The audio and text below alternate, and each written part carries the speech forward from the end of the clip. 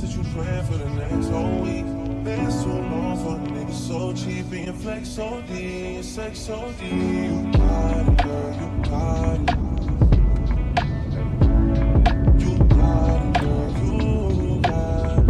Yeah. Pretty little thing, you got a nigga, now you wildin'. You just took it off the line, no mileage. Wait, you looking violent. Talking about you coming for another.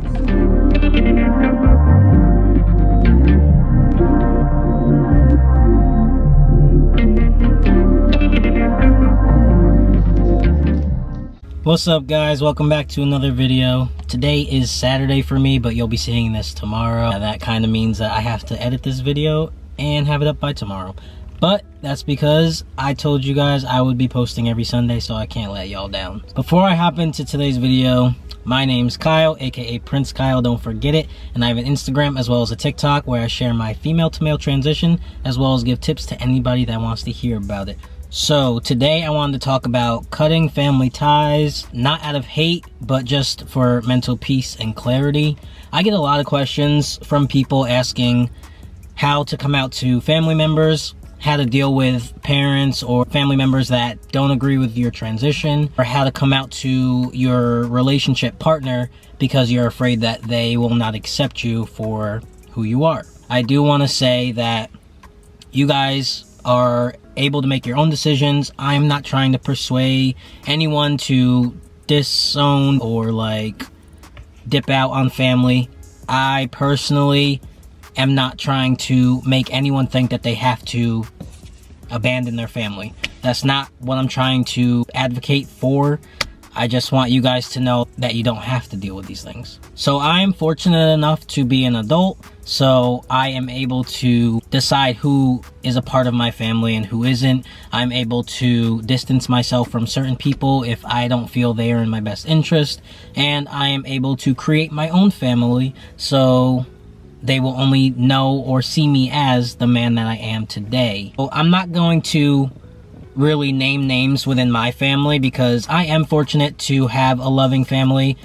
Some of them may not see eye to eye with my decisions, but none of it is out of hate or anything like that. For my family, it just has to do with not understanding and not being educated on the topic. So for my personal story, I'm not going to use names because I don't want anybody attacking my family or thinking that they are bad people, because they're definitely not.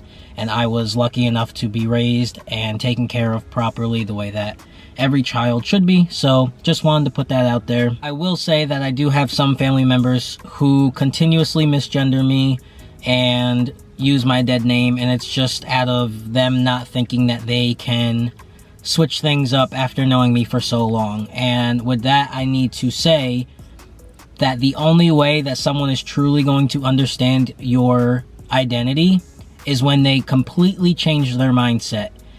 When it comes to dealing with transgender people, you have to change your mindset. If you don't change your mindset, you're never gonna see them as the person that they identify as. For example, anyone can learn a new name, anyone can learn he, him pronouns just to make somebody happy. But in order to truly see them for their new identity, you have to change your complete mindset. And without doing that, you are bound to misgender, you are bound to use transphobic comments. It's just bound to happen. So you have to be willing to learn.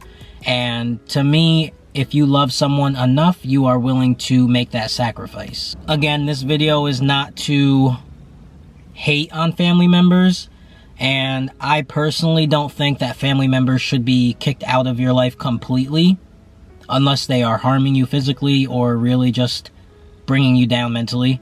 But what I will say is family can always be distanced, and with that, it comes in levels. Depending on how disrespectful they're being towards you, that's how distant they should be in your life.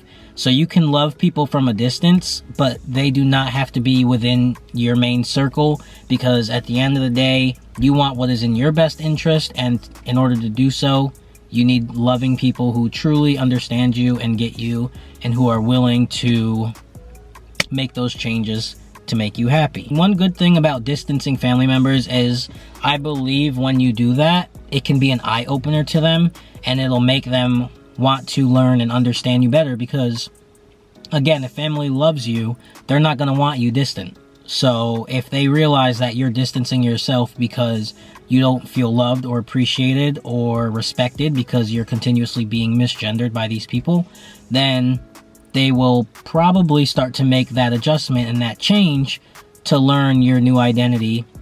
And then just because you distance them doesn't mean they can't come back, doesn't mean you can't bring them back in your closer circle. So to me, distancing is a lot better than just completely abandoning family, because that can turn or lead into worse things later down the road. So that is why I personally think if you are having issues with family members understanding you, distancing is a great mechanism and a great way to kind of just figure things out between the two. And I truly believe that people will come around when they realize, hey, maybe I'm hurting this person's feelings, so they're not really around as much as they usually were. Maybe I should make some changes and adjustments to learn, and maybe I should communicate with them and ask them what are some things I can do to learn how to make them happier.